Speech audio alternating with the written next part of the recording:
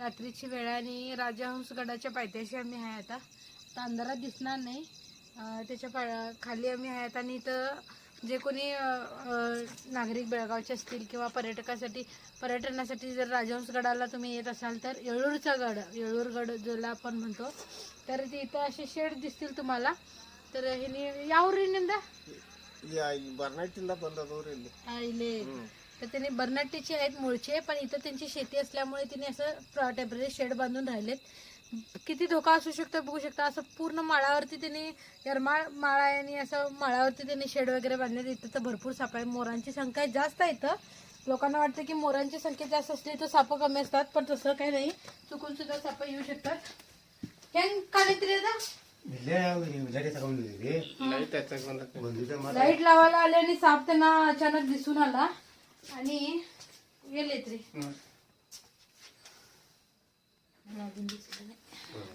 घागरे असं ठेवले आहेत आणि केवढा मोठा साप आहे बघू शकता आणि हालचाल करायला साप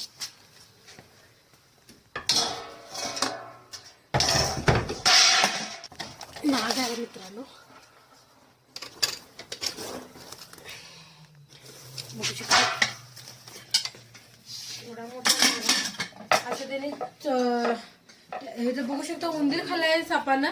शेड मध्ये भरपूर प्रमाणात इथं उंदरा वगैरे आले असतील आणि त्यांचं शेड असं बांधले त्यांनी.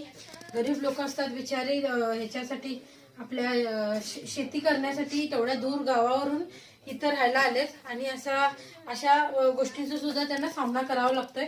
पूर्ण ऍडव्हेंचरस लाईफ ही लोक जगतात आणि बघू शकता त्यांचं किचन हे काय वेगळं नाही. झोपतात इथंच, खातात इथंच, राहतात इथंच. म्हणजे साप अशी येऊन राहू शकतात. त्यामुळे अशा लोकांनी खर तर फार म्हणजे काळजी घ्यायला पाहिजे. तसे येऊन काय चावत नाही. आता ऊस तोडीचे जे कामगार असतात त्यांच्या झोपड्यातनं आम्ही किती वेळा साप पकडलेत पण तसे येऊन चावत नाहीत साप. पण आपल्याला सांभाळून तर राहायलाच पाहिजे.